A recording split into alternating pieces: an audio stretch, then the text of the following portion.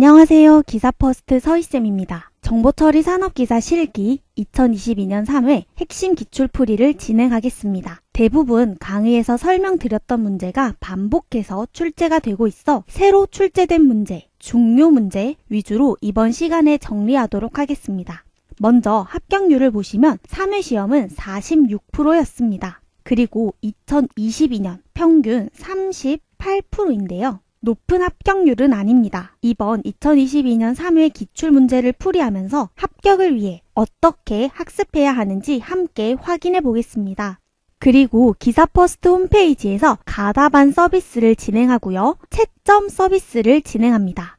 응시하신 분들의 정보를 토대로 가다반을 작성하여 그 가다반으로 채점해 드리고 있습니다. 작성하신 답안을 카페에 올려주시면 부분 점수 등에 따라 점수를 계산하여 합격, 불합격 여부를 알려드리겠습니다. 문제 보겠습니다. 총 20문항의 문제가 출제되고 문항당 기본적으로 5점으로 채점됩니다. 첫 번째 문제는 차수와 카디널리티 문제입니다. 필기시험에도 종종 출제되는 용어죠. 차수는 속성들의 수, 카디널리티는 튜플들의 수입니다. 속성은 이렇게 3개고요. 튜플은 이렇게 4개네요. 따라서 차수는 3, 카디널리티는 4입니다.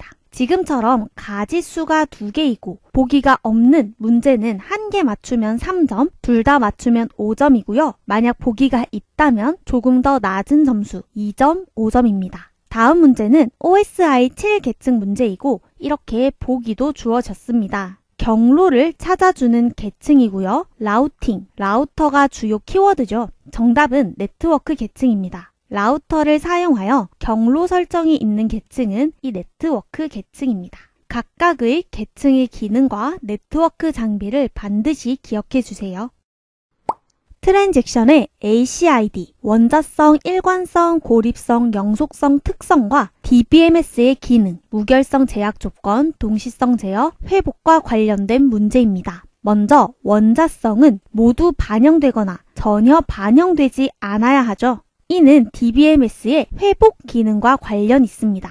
트랜잭션을 실행하다가 오류가 발생하면 리두, 다시 실행해서 한 번 더 반영하던가 또는 언두, 전체 취소해서 반영하지 않게 해야 합니다. 그리고 일관성은 트랜잭션이 성공적으로 수행되었으면 데이터베이스가 일관성 있게 유지되는 특성이죠. 즉, 부적절한 자료의 입력을 막는 무결성 제약 조건과 여러 트랜잭션이 실행될 때 상호작용을 제어하는 동시성 제어를 적용해야 합니다. 예를 들어 A 데이터베이스에 10이 있어요. 그리고 이 A 데이터베이스에 접근하는 트랜잭션 1과 트랜잭션 2가 있습니다. 동시에 A 데이터베이스에 접근한다고 하면 트랜잭션 1이 이 10을 20으로 바꿨습니다. 그럼 트랜잭션 2는 이 10을 사용해야 되는데 20을 사용하게 되어서 오류가 발생하죠.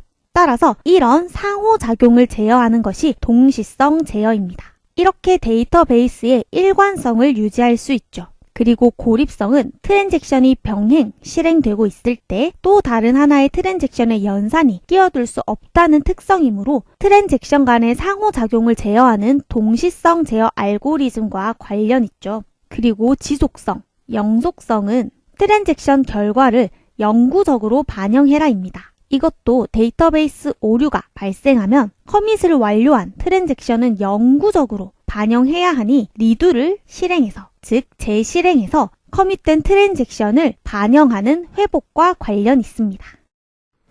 다음 자바 코드는 이진수 변환 코드입니다. n값 10진수 11을 배열 A의 이진수로 변환해서 저장하는 코드인데요. 먼저 10진수를 이진수로 변환하는 방법은 2로 나눈 나머지 값을 이용합니다. 10진수 11을 2로 나누면 몫은 오고 나머지는 1이고요. 이 몫을 한 번 더 2로 나누면 몫은 2고 나머지는 1입니다. 그리고 이 2를 2로 나누면 몫은 1이고 나머지는 0이죠. 그리고 이 1을 2로 나누면 몫은 0이고 나머지는 1입니다. 그리고 이 방향으로 읽어주면 1, 0, 1, 1이죠. 이렇게 이진수 변환을 완료합니다. 이를 코드로 표현하면요. n은 10진수 그리고 몫이고요. 이 배열 A의 이진수 나머지 값을 저장하는 겁니다. 와일문이 실행하는 문장을 보면 배열 A에 n을 2로 나눈 나머지 값을 저장하죠. 따라서 가장 처음 11을 2로 나누었을 때 나머지 값이 1이죠. 그래서 배열 A에 1을 먼저 저장합니다. 그리고 I 값을 1 증가해요. 이거는 배열의 첫 번째 요소에 값을 저장하였으니 다음 번째는 이 위치에 저장하겠다라고 I 값을 변경하는 거고요. 그 다음은 n에 n 나누기 2 값을 저장합니다. n은 몫이었죠. 따라서 11을 2로 나눈 값 5를 n에 저장하게 되는 거죠. 그럼 한 번 더 while문을 실행하면 n은 5부터 시작하고요. 2를 나눈 나머지 값을 a에 저장하고 그리고 또 한 칸 옮겨줍니다. 그리고 n을 2로 나눈 몫을 다시 n에 저장하는 거죠. 이렇게 반복하면 결국 이 나머지 값이 순서대로 배열 A에 저장됩니다. 디버깅표를 직접 작성하신 후 비교해 보시면 됩니다. 그리고 while문은 n은 0보다 클 때까지 실행하는데요. 이 n, 몫이 0이 되면 이 이진수 변환을 마치는 거죠. 따라서 n이 0일 때는 while문의 조건에 만족하지 않으므로 이렇게 이진수 변환을 종료하는 거죠. 그 다음 포문은 i는 7부터 1씩 감소하며 실행합니다. 실행하는 문장은 배열 A 값을 출력하는 코드인데요. 왜냐하면 저장을 이 순서로 저장했죠. 즉, 이 순서로 저장한 겁니다. 하지만 이진수를 변환하면 그 반대 순서로 읽어야 하죠. 따라서 배열 A에 있는 값도 이 반대 순서로 출력하기 위해서 7, 6, 5, 4, 3, 2, 1, 0 순으로 출력하게 됩니다. 따라서 정답은 00001011입니다. 이 코드가 이진수로 변환하는 코드인 거를 몰라도 코드의 흐름을 차근차근 따라가 주시면 충분히 답안을 작성하실 수 있는 문제였습니다. 파이썬 언어 문제입니다. 처음 보는 람다 함수입니다. 먼저 파이썬 언어의 첫 줄부터 보면 def 함수죠. 함수는 호출을 통해서만 실행해야 하니 넘어가고요. 그 다음은 k는 f3입니다. 함수 f3을 호출하고 그 반환값을 저장하죠. 그럼 함수 f3을 호출할게요. 전달인자는 3이니 매개 변수 n에 3이 저장됩니다. 실행하는 문장은 리턴문인데요. 이 람다 함수를 리턴해주고 n에는 매개 변수 n값 3을 넣어서 함수를 호출한 곳으로 리턴해주면 됩니다. 결국 k는 람다 a a 곱하기 3인 거죠. 이 의미는 k가 람다 함수인 겁니다. 람다 함수의 형식을 보면 콜론 앞에는 매개 변수죠. a는 매개 변수가 되고요. 그리고 콜론 뒤는 표현식입니다. 이 a 곱하기 3은 표현식인 거죠. 그럼 파이썬 언어의 다음 코드를 볼게요. 프린트 k10입니다. 이 k10을 호출하고 그 값을 출력하면 되죠. 현재 k는 람다 함수입니다. 그럼 k10이란 거는 람다 함수의 매개 변수에 10을 저장해서 그 표현식을 실행해 주면 됩니다. a 값은 10이죠. 그럼 10 곱하기 3을 하면 30입니다. 이 30을 바로 호출한 곳으로 반환해 주면 됩니다. 그리고 그 반환값을 출력하면 되죠. 따라서 30이 출력되는 코드입니다. 원래 일반적으로 함수는 def를 사용하고요. 반환값은 return문을 사용합니다. 하지만 람다 함수는 함수의 간단한 문법이에요. 이렇게 매개 변수 표현식으로만 구성되어 있고 매개 변수를 입력받았으면 이 표현식의 결과를 함수를 호출한 곳으로 반환하는 문법입니다. 프로세스 스케줄링 문제입니다. 지문에서 힌트를 찾아주세요. 실행 시간의 추정값이 가장 작은 작업을 먼저 실행하는 방법이다 입니다. 정답은 SJF입니다. 다음 문제는 애플리케이션 테스트 문제입니다. 키워드는 모듈을 통합하는 과정을 테스트한다는 거죠. 즉, 통합 테스트, 인테그레이션 테스트가 정답이었습니다. 보기가 모두 영문으로 나와서 영문까지 학습하지 않으면 꽤 난감한 문제입니다. 이 문제와 같이 보기가 모두 영문으로 출제되는 문제가 간간히 출제되고 있으니 출제된 적 있는 용어는 이렇게 영문도 함께 학습해주세요. 이번 C언어 문제는 2차원 배열의 요소 합을 구하는 문제였습니다. 2차원 배열 A의 이 요소의 전체 합을 구하는 문제였는데요. 이중 포문 문제는 복잡하죠. 자세한 설명을 위해 문제풀이 강의에서 설명드린 강의를 첨부하겠습니다. 서희쌤, 코드 보겠습니다. 2차원 배열 A를 선언하고 값을 저장하였습니다. 2차원 배열은 행과 열로 이루어진 배열이죠. 현재 3행 5열의 배열 A를 선언하였습니다. 그 다음 코드는 변수 sum을 선언하였고요. 변수 ssum을 선언하고 0을 저장하였습니다. 그 다음 코드는 포문이네요. 자세히 볼게요. 포문의 구조를 보면요. i는 0부터 3보다 작을 때까지 1씩 증가하며 실행합니다. 실행하는 문장은 먼저 sum에 0을 저장하고요. 그 다음 포문이네요. 이중 포문의 구조입니다. 안쪽 포문을 볼게요. j는 0부터 5보다 작을 때까지 1씩 증가하며 실행합니다. 실행하는 문장은 sum에 sum 플러스 aij 값을 저장하는 문장이네요. 안쪽 포문이 종료되면 바깥쪽 포문에 남은 문장을 실행하는 구조입니다. 디버깅표와 함께 볼게요. i는 0부터 시작합니다. sum은 0이고요. 안쪽 포문을 실행할게요. j는 0부터 시작합니다. sum에 현재 sum 값 더하기 a, i, 0, j, 0의 값을 저장합니다. 현재 sum은 0이고요. 배열 a의 0행 0열의 값은 29죠.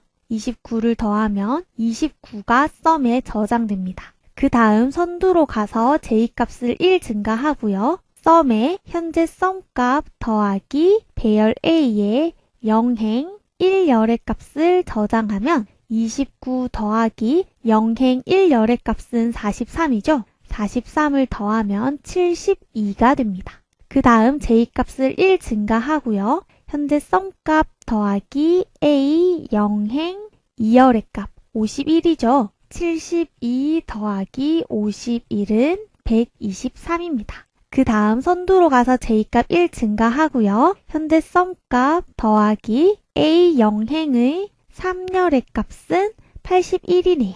그럼 1, 2, 3 더하기 81을 하면 204가 됩니다. 그 다음 j를 1 증가하고요. 그럼 sum에 현재 sum 값 더하기 a 0행의 4열의 값을 더하면 204 더하기 32를 해서 236이 됩니다. 그 다음 j값을 1 증가하면 5가 되고요. j가 5일 때는 안쪽 포문의 조건, j가 5보다 작나요라는 조건에 더 이상 만족하지 않죠. 그럼 안쪽 포문을 종료하고요. 바깥쪽 남은 문장을 실행할게요. 남은 문장은 ssum에 ssum 값 현재 0이고요. 더하기 현재 sum 값 236이죠. 236을 더하라 하면 ssum은 236이 됩니다. 이렇게 바깥 포문의 모든 문장도 실행하였으므로 선두로 가서 i 값을 1 증가할게요. 그럼 i는 1이 되고요. sum은 다시 0부터 시작합니다.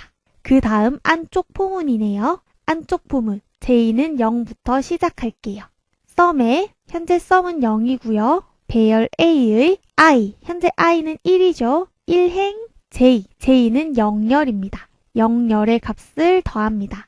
0 더하기 1행 0열의 값은 11이죠. 11을 하면 sum은 11이 됩니다. 그 다음 선두로 가서 j값 1 증가하고요. 현재 sum 값 더하기 배열 a의 1행 1열의 값은 보면 38입니다. 그럼 11 더하기 38을 하면 49가 됩니다. 선두로 가서 j값 1 증가하고요. 그럼 현재 sum 값 더하기 배열 a 1행의 2열의 값을 더하면 49 더하기 97이죠. 97을 하면 146이 됩니다. 그 다음 선두로 가서 j값 1 증가하고요. 그럼 현재 sum 값에 배열 a의 1행 3열의 값을 더합니다. 그럼 146 더하기 35를 하면 되죠. 35는 181입니다. 그 다음 선두로 가서 j값 1 증가하고요. 그럼 현재 sum 값 더하기 배열 a의 1행 4열의 값을 더하면 181 더하기 5가 되겠네요. 그럼 186이 됩니다. 그리고 선두로 가서 j를 1 증가하면 j는 5가 되는데요. j가 5일 때 안쪽 포문의 조건식에 더 이상 만족하지 않죠. 그럼 안쪽 포문을 종료하고요. 바깥쪽 남은 문장을 실행할게요. S썸에 현재 S썸 값 236 더하기 현재 썸 값 186을 더해줍니다. 그럼 두 개 더하면 422가 S썸에 저장되는 겁니다. 그럼 바깥 포문의 모든 문장도 실행하였으므로 선두로 가서 I 값을 1 증가할게요. I는 2가 됩니다. 그럼 썸은 다시 0부터 시작하고요. 그리고 안쪽 포문 J도 0부터 시작합니다. 문장을 실행할게요. 현재 썸값 더하기 AI, A2의 J, 0. 배열 A의 2행 0열의 값 24죠? 그럼 0 더하기 24를 해서 24가 됩니다. 그 다음 선두로 가서 J값 1 증가하고요. 현재 썸값 더하기 배열 A의 2행 1열의 값은 58입니다. 24 더하기 58은 82네요. 그 다음 선두로 가서 J값 1 증가하고요. 현재 썸값 82 더하기 A 2행 2열의 값은 72죠. 그럼 82 더하기 72를 하면 154가 됩니다. 그 다음 선두로 가서 J값 1 증가하고요. 현재 썸값에 더하기 배열 A의 2행 3열의 값을 더할게요. 그럼 24네요. 154 더하기 24는 178입니다. 그 다음 J값 1 증가하고요. 현재 썸값 178 더하기 배열 A, I는 2고 J는 4죠. 2행 4열의 값은 30이네요. 178 더하기 30을 하면 208이 됩니다.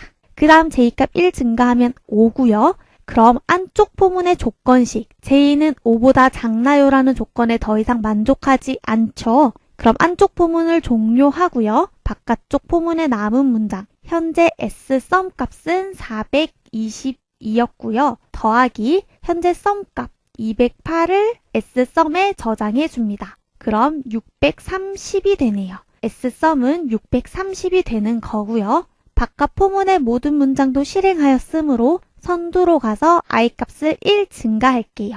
I는 3이 됩니다. I가 3일 때는 바깥 포문의 조건식 I가 3보다 작나요에 더 이상 만족하지 않습니다. 따라서 바깥 포문도 종료되는 겁니다. 이 코드 눈치채셨나요? 이 코드는 2차원 배열 A의 모든 요소의 합계를 구하는 코드였습니다. 먼저 안쪽 포문에서 배열 A의 0행의 0열부터 4열까지 모든 값을 더하여 썸에 저장했고요. 1행의 0열부터 4열까지 모든 값을 더하여 썸에 저장합니다. 2행도 동일합니다. 그리고 각 행의 합계를 누적하는 변수는 S썸이었습니다. 0행의 합계 236을 먼저 저장하였고요. 그 다음 1행의 합계 186과 236을 더하여 421을 저장하였고요. 그 다음 2행의 합계 208과 421을 더하여 630을 저장한 겁니다. 결국 S썸에 2차원 배열 A의 모든 요소의 합계를 저장한 겁니다. 코드를 다시 보면요. 포문이 모두 종료되고 다음 문장은 출력 함수입니다. S썸 값을 출력하네요. S썸에는 2차원 배열의 모든 요소의 합계가 저장되어 있었죠. 630이었습니다. 630을 출력하는 코드였습니다. 이 코드는 2차원 배열의 요소의 합계를 계산하는 코드이므로 꽤 단순한 코드입니다. 하지만 덧셈 실수가 발생하기 쉬우니 디버깅표를 작성하실 때 차근차근 계산해 주시기 바랍니다. 서희쌤! 파이썬 언어 문제는 함수 문제입니다. 첫 번째 줄부터 보면 DEF는 함수죠. 함수는 호출을 통해서 실행하니 넘어가면 다음도 DEF 함수입니다. 호출을 통해서 실행하죠. 그래서 다음 문장 프린트문 출력 함수를 실행하겠습니다. 출력하는 값은 이 값인데요. 먼저 차근차근 보면 함수 SF를 호출하는데 그 매개 변수가 함수 AF를 호출한 후 그 반환값이죠. 따라서 먼저 함수 AF를 호출할게요. 전달하는 값은 4와 5니 A에는 4가, B에는 5가 저장되죠. 그리고 그 두 값을 더해서 호출한 곳으로 반환하면 이 함수 AF의 결과값이 9가 되는 거죠. 그럼 이제 SF를 호출할 수 있죠. SF96을 호출합니다. 매개 변수 A에는 9가, b에는 6이 들어가죠. 그리고 두 값을 뺀 값을 함수를 호출한 곳으로 반환하면 3이 SF96의 결과값이 됩니다. 그럼 결국 이 출력 함수의 프린트 문의 출력 결과를 계산한 거죠. 답은 3입니다. 그 다음은 IP 주소에서 이런 형식을 가지는 클래스를 작성해라라는 문제입니다. 단순 암기 문제인데요. IP 주소는 크게 A 클래스에서 E 클래스까지 나뉩니다. D 클래스는 멀티캐스트용, E 클래스는 공용되지 않죠. 그리고 A 클래스는 이렇게 네트워크 주소가 8비트, B 클래스는 8비트가 더해져서 16비트, C 클래스는 8비트가 3개 있어서 24비트인 클래스였습니다. 그럼 문제에서 네트워크 주소가 24비트인 C 클래스, 네트워크 주소가 1비트인 A 클래스가 정답입니다.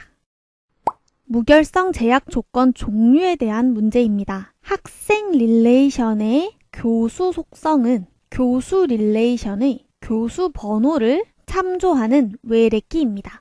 즉, 이 교수 속성은 교수의 교수 번호 속성을 참조하는 외래키인 겁니다. 이 사이에 일관성을 유지하기 위해서 이 교수는 교수 테이블의 교수 번호에서 참조 가능한 값만 사용할 수 있습니다. 즉, 교수 번호가 0, 1, 2가 있으면 학생은 0, 1, 2만 사용할 수 있고 3은 사용할 수 없는 거죠. 이렇게 참조 가능한 값만 사용할 수 있는 제약 조건을 참조 무결성 제약 조건이라고 합니다.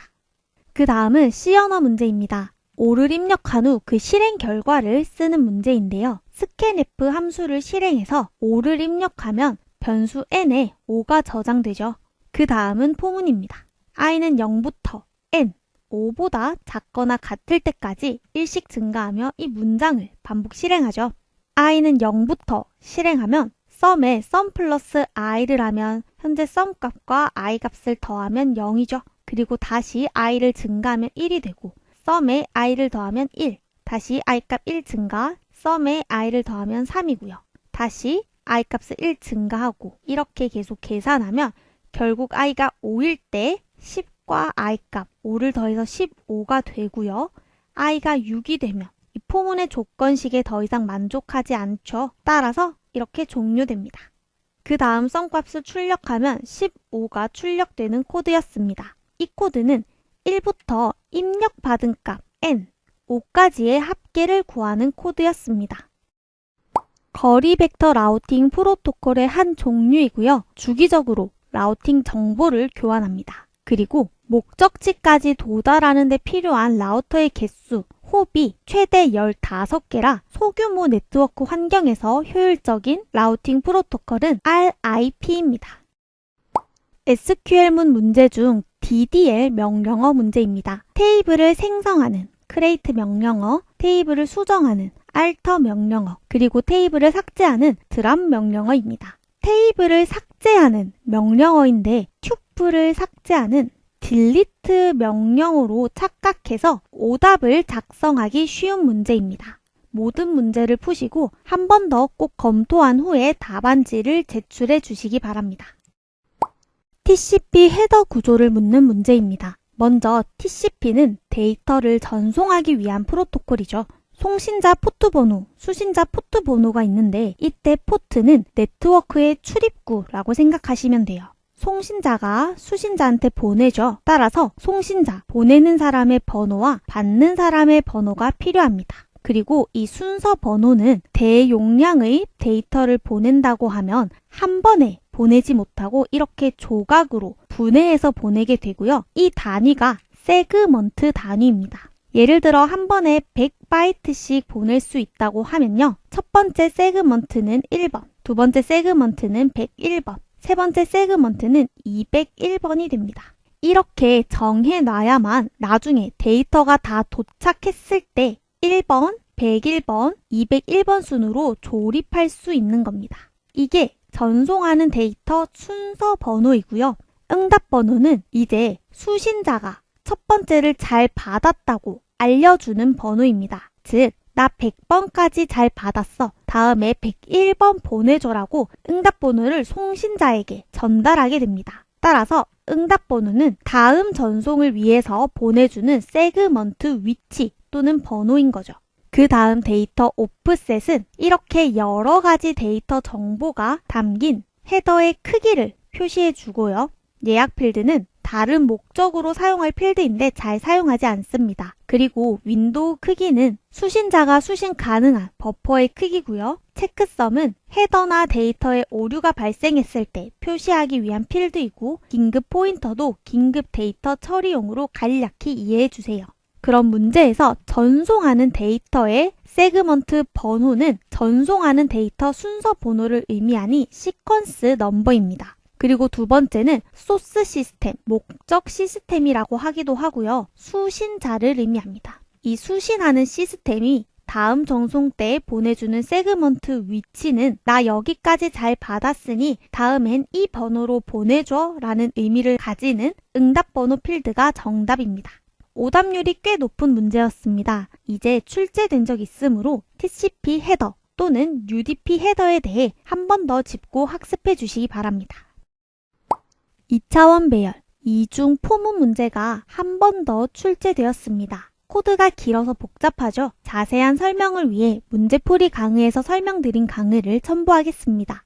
설쌤, 코드가 길어서 코드의 구조를 한눈에 먼저 확인하고 한 줄씩 실행하겠습니다. 먼저 클래스 기사 퍼스트에 메인 함수와 이닛 함수, 데이터 함수, 프린트 함수가 있습니다. 이 세 개의 함수 모두 스태틱 함수입니다. 그리고 이 함수의 바깥 부분에 변수 v를 선언하고 1을 저장하였는데요. 함수 외부에 선언한 변수를 전역 변수라고 하죠. 전역 변수는 소스 코드 전체에서 사용 가능하다는 특징이 있었습니다. 즉, 이 전역 변수 v는 메인 함수에서도 이닛 함수, 데이터 함수, 프린트 함수 모두에서 변수 v를 바로 사용할 수 있다는 거죠. 코드의 구조를 모두 확인하였으니 한 줄씩 실행하겠습니다. 그럼 메인 함수부터 시작해 볼게요. 삼행 3열에 2차원 배열 A를 선언하였습니다. 그 다음 코드는 init 함수를 호출하고 전달하는 값은 배열 A입니다. 이 2차원 배열 A를 init 함수로 전달할게요.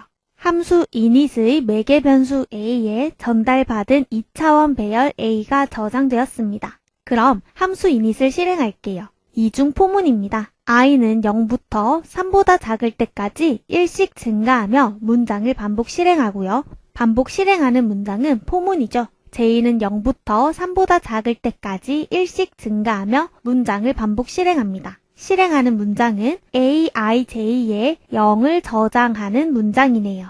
디버깅표와 함께 볼게요. i는 0부터 시작합니다. 바깥 포문의 조건식 i가 3보다 작나요라는 조건에 만족하므로 문장을 실행할게요. 안쪽 포문을 실행하면 j는 0부터 시작하고요. 안쪽 포문의 조건식 j가 3보다 작나요라는 조건에 만족하므로 문장을 실행할게요. aij에 현재 i는 0이고요. j도 0이므로 a00에 0을 저장합니다. 안쪽 포문의 모든 문장을 실행하였으니 선두로 돌아가서 j값을 1 증가하고요. 조건의 참임으로 문장을 계속 실행하면 aij에 0을 저장하고요. 선두로 가서 j값 1 증가, 조건의 만족, 문장을 실행하면 aij에 0을 저장합니다. 그리고 다시 선두로 돌아가서 j값을 1 증가하면 j는 3이 되면 안쪽 포문의 조건식인 j가 3보다 작나요? 라는 조건에 더 이상 만족하지 않습니다. 그럼 안쪽 포문이 종료되는 거고요. 바깥 포문의 조건식에 남은 문장도 없으므로 선두로 가서 i 값을 1 증가하는 거죠. i는 1이 됩니다. 조건식에 만족하므로 안쪽 포문을 한 번 더 실행할게요. j는 0부터 시작하고요. 조건에 만족하므로 aij에 0을 저장하고요. j값 1 증가, 조건에 만족, aij에 0 저장. 그 다음 선두로 가서 j값 1 증가, 조건에 만족, aij에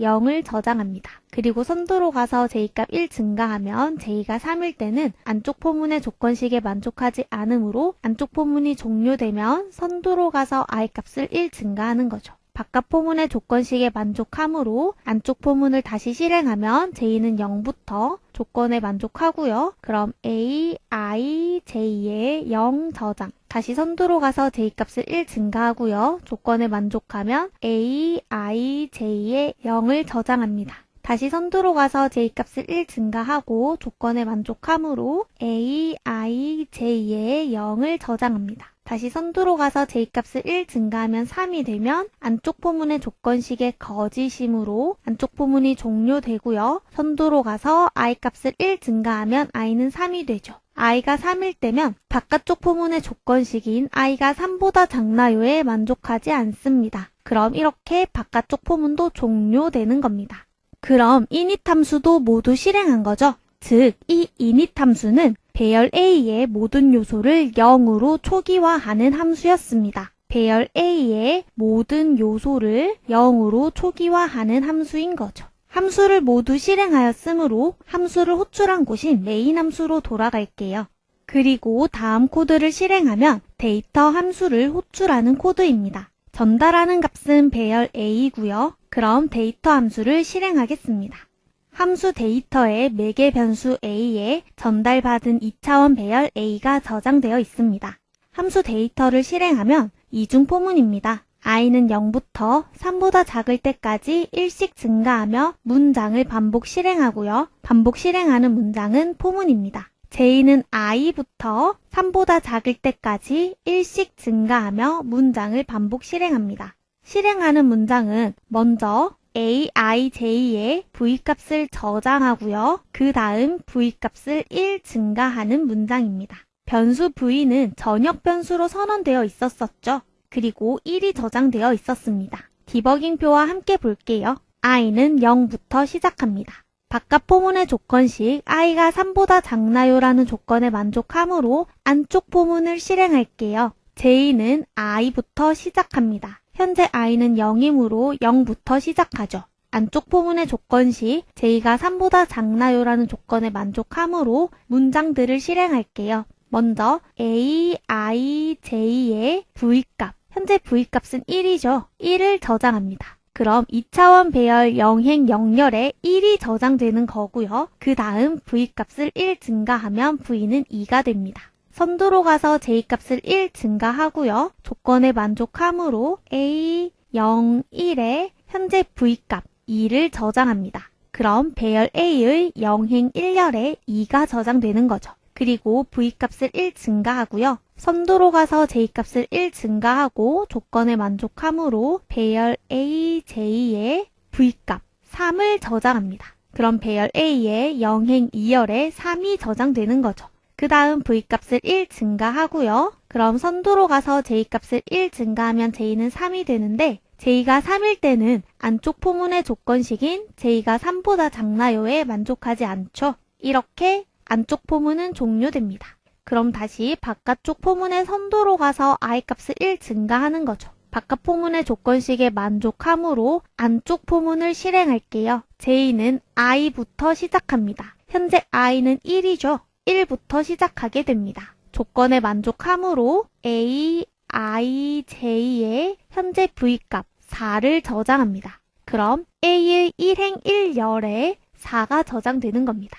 그 다음 v값을 1 증가하고요. 선두로 가서 j값을 1 증가하고 조건에 만족하므로 배열 a의 i, j의 현재 v값인 5를 저장합니다. 그럼 배열 a의 1행 2열에 5가 저장되는 거죠. 그 다음 v값을 1 증가하면 6이고요. 선두로 가서 j값을 1 증가하면 3이 됩니다. j가 3일 때는 안쪽 포문의 조건식에 더 이상 만족하지 않죠. 그러므로 안쪽 포문을 종료하고 선두로 가서 i값을 1 증가합니다. i는 2가 되고요. 바깥 포문의 조건식에 만족하므로 안쪽 포문을 실행할게요.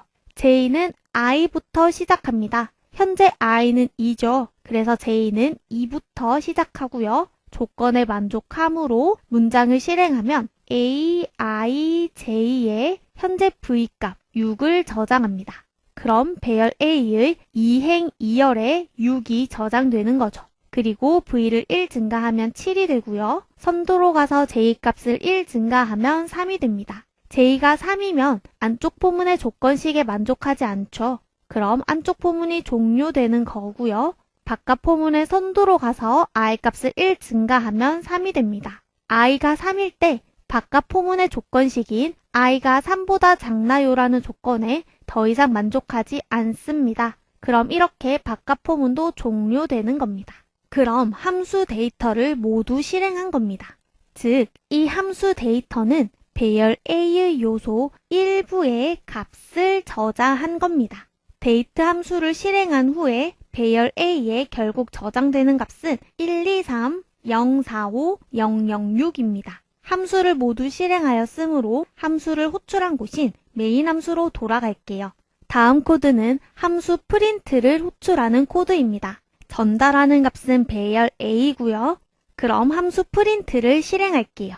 함수 프린트에 매개 변수 A에 전달받은 2차원 배열 A가 저장되어 있습니다. 그럼 함수 프린트를 실행하면 이중 포문입니다. i는 0부터 3보다 작을 때까지 일씩 증가하며 문장을 반복 실행하고요. 반복 실행하는 문장은 포문입니다. j는 0부터 3보다 작을 때까지 일씩 증가하며 문장을 반복 실행합니다. 실행하는 문장은 if else 문입니다. 디버깅표와 함께 볼게요. i는 0부터 시작합니다. 바깥 포문의 조건에 만족하므로 안쪽 포문을 실행할게요. j는 0부터 시작합니다. 안쪽 포문의 조건식도 만족하므로 if문의 조건식을 볼게요. a, i, j 값이 0인가요를 묻습니다. 현재 a, 0, 0의 값은 1이죠. 0이 아닙니다. if문의 조건식에 거짓이면 else문을 실행하죠. else문의 문장은 a, i, j 값을 출력하는 문장입니다. 현재 a, i, j 값, a, 0, 0의 값은 1이죠. 1을 출력하는 거죠. 그럼 안쪽 포문의 모든 문장을 실행하였으므로 선두로 가서 j 값을 1 증가하죠. 조건에 만족하므로 if문의 조건식을 한 번 더 볼게요. a, i, j 값이 0인가요? 입니다. 0행 1열의 값은 2죠. 0이 아닙니다. 그럼 else문을 실행하고요. a, i, j 값을 출력하죠. 다시 선두로 가서 j 값을 1 증가하고요. 조건에 만족하므로 a, i, j 값이 0인가요? 라는 if문의 조건을 봅니다. 현재 0행 2열의 값은 3이죠. 0이 아닙니다. 그럼 else문을 실행하여 a, i, j 값 3을 출력합니다. 다시 선두로 가서 j 값을 1 증가하면 j는 3이 되고요. 안쪽 포문의 조건식인 j가 3보다 작나요? 라는 조건에 더 이상 만족하지 않죠. 그럼 이렇게 안쪽 포문은 종료되는 거죠. 안쪽 포문이 종료되면 바깥 포문에 남은 문장인 systemoutprintln 함수를 실행합니다. 출력값은 아무런 문자도 출력하지 않죠. 즉, 아무것도 출력하지 않고 그냥 개행하는 함수입니다. 개행하면 다음 출력은 다음 줄에서부터 시작하는 거죠. 그럼 바깥 포문의 문장도 모두 실행하였으므로 선두로 가서 i 값을 1 증가하는 겁니다. 그리고 바깥 포문의 조건에 만족하므로 한 번 더 안쪽 포문을 실행할게요. j는 0부터 시작하고요. 조건에 만족하므로 if문의 조건 a, 1, 0의 값이 0인가요를 봅니다. 현재 1행 0열의 값은 0이죠. 참입니다. if문의 조건에 참이면 if문의 문장을 실행하죠. 공백을 출력하는 출력 함수입니다. 그럼 출력값은 공백이 되겠네요. 즉, 한 칸 띄우는 겁니다. 그럼 안쪽 포문의 문장을 모두 실행하였으므로 선두로 가서 j 값을 1 증가하고요. 조건에 만족하므로 if문을 보면 배열 a의 1행 1열의 값이 0인가요를 묻습니다. 4죠. 거짓입니다. 조건에 거짓이면 else문을 실행하고요. 배열 a, i, j 값을 바로 출력하게 됩니다. 4를 출력할게요. 선두로 가서 j 값을 1 증가하고 조건에 만족하므로 if문의 조건을 보면 배열 a 1행 2열의 값이 0인가요를 묻습니다. 5죠. 0이 아닙니다. 조건에 거짓이므로 else문을 실행하면 a 1행 2열의 값을 바로 출력합니다. 그 다음 선두로 가면 j값 1 증가하면 3이 되고요. j값이 3일 때는 조건에 만족하지 않죠. 그럼 이렇게 안쪽 포문이 종료되는 겁니다. 그럼 바깥 포문에 남은 문장인 개행을 실행할게요. 바깥 포문도 모두 실행하였으면 선두로 가서 i 값을 1 증가하고요. 조건에 만족하므로 안쪽 포문을 한 번 더 실행하면 j는 0부터 시작합니다. 안쪽 포문의 조건식도 만족하므로 if문의 조건을 보면 a의 2행 0열의 값이 0인가요를 묻죠. 2행 0열의 값 0. 맞습니다. 조건에 참이면 공백, 한 칸을 띄우는 거죠. 그 다음 선두로 가서 J값 1 증가하고요. 조건에 만족함으로 if문을 보면 A의 2행 1열의 값이 0인가요를 묻습니다. 2행 1열의 값 0 맞죠? 조건에 참입니다. 그럼 if문의 문장인 공백을 출력할게요. 그 다음 선두로 가서 J값 1 증가하고요. 조건에 만족함으로 조건을 보면 A 2행 2열의 값이 0인가요? 입니다. 2행 2열의 값 6이죠? 0이 아닙니다. 그럼 else문을 실행하고요. 2행 2열의 값을 바로 출력합니다. 6을 출력할게요. 다시 선두로 가서 J값을 1 증가하면 J는 3이 되고요. J가 3일 때는 안쪽 포문의 조건식에 더 이상 만족하지 않죠. 그럼 안쪽 포문이 종료되고 바깥 포문에 남은 문장인 계행을 실행하는 거죠. 그럼 바깥 포문의 문장도 모두 실행하였으니 선두로 가서 i값을 1 증가하면 i는 3이 됩니다. i가 3일 때는 바깥 포문의 조건식인 i가 3보다 작나요라는 조건에 더 이상 만족하지 않죠. 따라서 이렇게 바깥 포문도 종료되는 겁니다.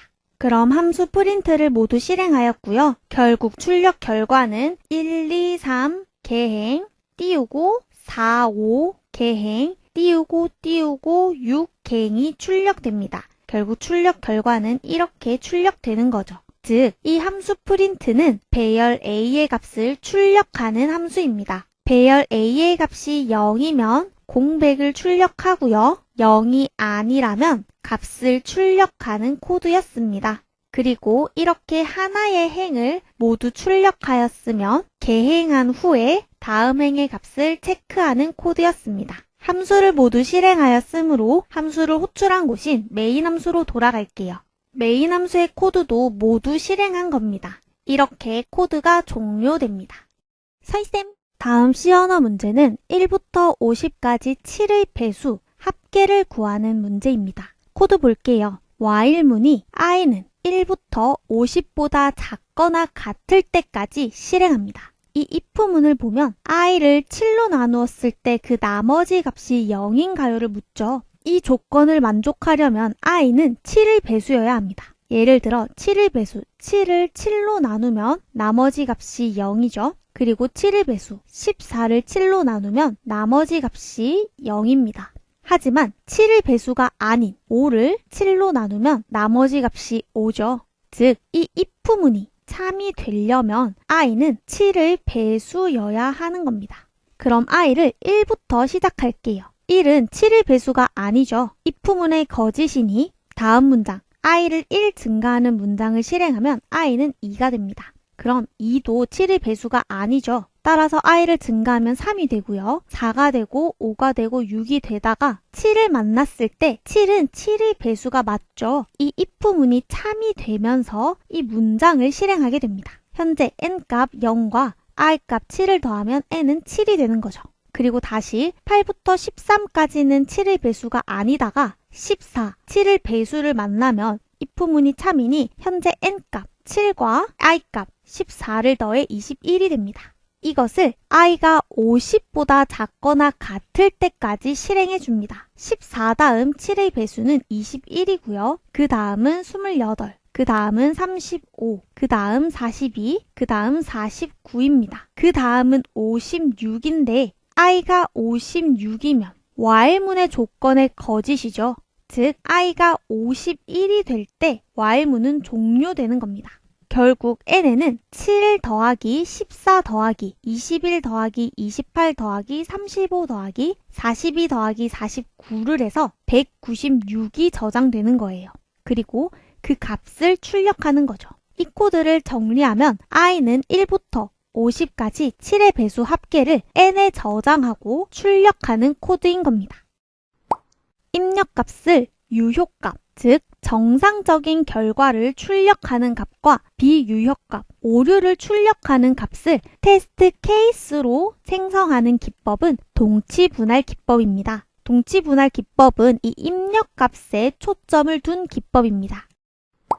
데이터베이스의 가상 릴레이션 테이블이고요. 물리적으로는 구현 안 되었고 논리적으로 구현된 이것은 뷰입니다. 예를 들어 사용자 정보 릴레이션에 이름과 주민등록 번호가 있습니다. 그럼 이 테이블 전체가 외부로 드러나면 주민등록 번호가 보안에 위험하죠. 따라서 이 이름만 출력되는 뷰를 만들어서 이 뷰를 이용해서 여기저기 사용하면 보다 안전하게 이용할 수 있습니다. 따라서 뷰는 데이터베이스의 보안 메커니즘의 하나입니다. 그 다음은 원격 제어 프로토콜로 응용 계층의 프로토콜입니다. 그리고 23번 포트를 사용하네요. 정답은 텔넷입니다. 2022년 1회 시험에 FTP 프로토콜에 포트 번호를 써라라는 문제가 출제된 적이 있습니다. 그리고 이번에는 이렇게 포트 번호를 주고 어떤 프로토콜인지 써라 라는 문제가 출제된 거죠. 이처럼 한번 출제된 적 있는 문제는 포트를 써라 또는 포트 번호를 쓰고 프로토콜을 써라 와 같이 응용되어서 출제되니 주요 프로토콜의 포트 번호도 한 번 더 학습해 주세요.